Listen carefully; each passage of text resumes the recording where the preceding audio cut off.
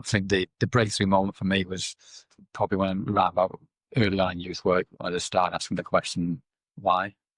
So why is that young person that moving? Why are they throwing that thing? Why are they joining in? Why do they only talk to the male members of staff and not saying none of the staff or the other way around or whatever it is? There's always a reason for the way everybody behaves. They might not know the reason. Sometimes it's kind of a subconscious reason.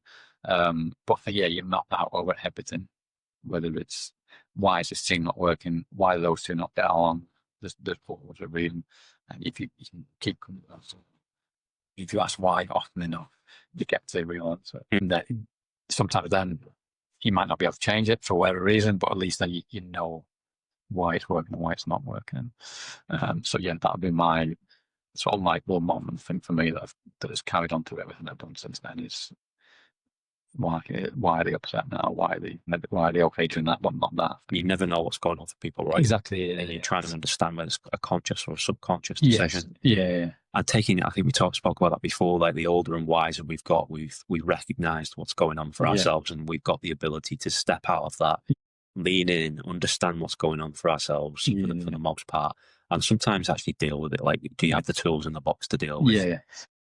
To coin a young person's phrase, people being triggered. Yes. So why am I triggered by that? Yeah. It doesn't sit with my values or beliefs, or I don't really like the way that person's behaving because of X, Y, and Z. Yeah. And then you can address it in the appropriate way rather than react it. Yeah. And that's kind of what's gone on for me around culture.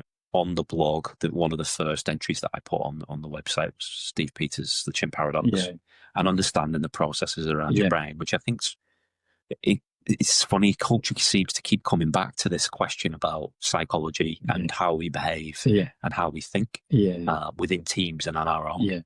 And it keeps coming back to that. Like, if we could all have a bit more self-awareness and understand why we're doing what we're doing and where it fits into the big picture, I think we'd probably be in a better position. Final question, Rob. It's, not to harp on about rugby league too much, but it's a common interest we both had and something we've bonded over over many years. Who's your pick for Super League champions this year and why? I don't think it's an easy answer. I actually, if I had to put money on somebody, I'd actually go Hull KR, because I think, talk about stone cold killers. I think that's the way I describe them as a team. They're quite basic. They're not doing anything that anybody else isn't doing, but they're just doing it a little bit better than most teams. They are really, really, and it looks like they absolutely all got the buy into that. They're all complete sets, kick to the corner, aggressive defence, and then a little bit of magic from one or two players, as and when we need it. And I think slightly traumatised there, but the fact that they got the Wembley win one way or another. Beating Warrington, you mean? That's correct. Yes. Yeah. Just for the listeners' purpose. Hence of a moment of controversy at the end. But I think that, and the way they've carried on since, I know they lost the other week, but there's usually a drop-off after Wembley. Their intensity level is impressive. They are 9 out of 10 at least every week. So I just think and now having won at Wembley, the first major trophy for so long, it might just be a last little 1%. The need to think, actually, we can't, not just a very, very good team, we can actually beat the team.